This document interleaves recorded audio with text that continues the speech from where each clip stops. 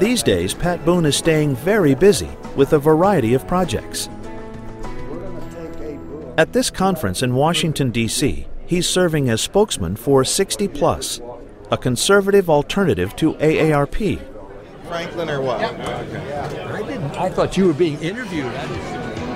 Live from CPAC, the Conservative Political Action Conference, downtown Washington, D.C. here, 2007. Joseph Farah of WorldNet Daily filling in for the G. Gordon Liddy on the G. Gordon Liddy Show. He's at home with some food poisoning. We're still a little worried about him. But Mr. Farah was kind enough to fill in for the G-Man here on Radio America. Thank you, Franklin. Well, I promised you a pop music legend, and we got one for you. Pat Boone joins us for just a few minutes because you've got some company you got to keep across the street here in just a few minutes. Yes, I do, Joe. And by the way, I admire the fact you grew a mustache just to fill in for Gordon Liddy. No, that's While here, he stumps for 60 Plus and talks up his book on the G. Gordon Liddy radio show. Also got a great new book. I know you're doing a book signing here at CPAC for Pat Boone's America, 50 Years.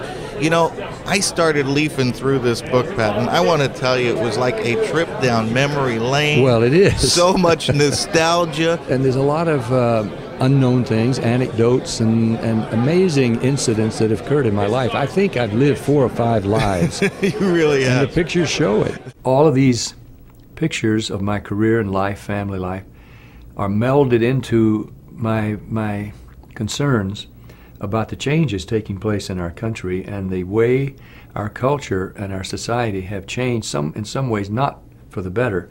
Now this is sort of toward the wind down anyway. It's not the end, but the wind down of my career in public life.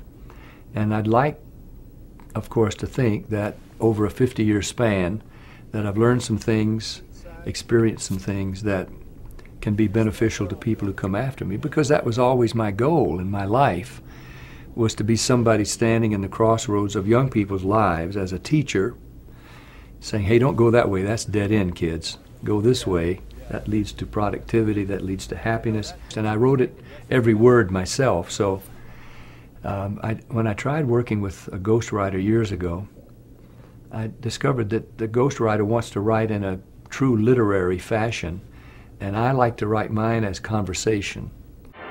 You made me cry when you said... Boone has talked the talk and walked the straight and narrow in his trademark white boots since he started performing. Host of a hit television show, Boone threatened to quit when his sponsors wanted to bar Harry Belafonte from performing because he was active in a civil rights movement that was gaining ground. When you said, we'll party that a shame, my tears fell like rain. Whatever the mood of the day, Boone always saw African Americans as equals. Recently, Jesse Jackson paid him a huge compliment. He said, in fact, when you did all your R&B songs, he said, I think you did more to improve race relations in this country than anybody else in music. Now, for Jesse Jackson to say that was amazing to me, and I'm sure it surprised a lot of people. But he said it on their own radio station in Chicago. So soon after that, and it was just a few months ago, I went to his birthday party, and I gave him a pair of my white shoes. And we wound up together in Jet magazine. There's a gold mine in the sky, far away. In this life, Pat Boone continues to look after his voice and to make music. I am working, and I've never quit vocalizing, and I've never quit singing, and I've not been a smoker or, done stuff that would have abused my voice. So I work with not just a vocal coach, he himself is a renowned opera singer, Richard Fredericks. And we get together once or twice a week and we sing, and he says, your voice is like it was when you were a teenager. You have to keep on exercising, you have to keep on overcoming bad habits you tend to slip into. But there are moments when I'm singing along with one of my own records and I can't tell the difference. In the next years, Boone wants to focus his attention and time on Shirley, his wife of 50 years. And I owe her, and I want time that we can just travel and do stuff and sit at home and like the other afternoon, I did something that almost gave me the bends. I went to a movie with her on a weekday afternoon. I've never thought I don't have time on a weekday, take time off and go to a movie in the afternoon, but we did, and I loved it. So I want to spend more time with Shirley. Now everybody's gonna have religion and glory. Everybody's gonna be singing that story.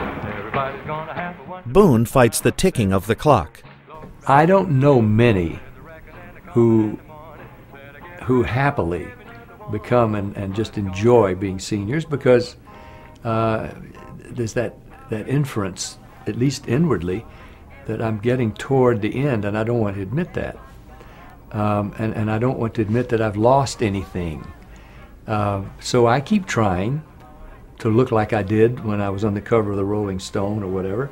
And I'm not a fool. I can see the pictures, and people say, "Oh, you haven't changed." I said, "You better get your glasses fixed." But yes, I have accepted it, that I am definitely a senior. But he does not fear death. And I compare it to birth. If I could have thought while I was in the birth process, or just before I was born, I'm going to be yanked out of this nice, warm, secure place. I'm going to have to go through a little place, and I'm going to be crunched down, and I'm going to be cut off, and I'm going to be ushered out into some cold world. I would have resisted with everything in me, not realizing that something far grander and better and more liberating than I had ever known was just on the other side of that experience. So I've already been born again. So now I do look forward, actually, to being ushered into that next existence. Better get ready, 'cause I'm giving you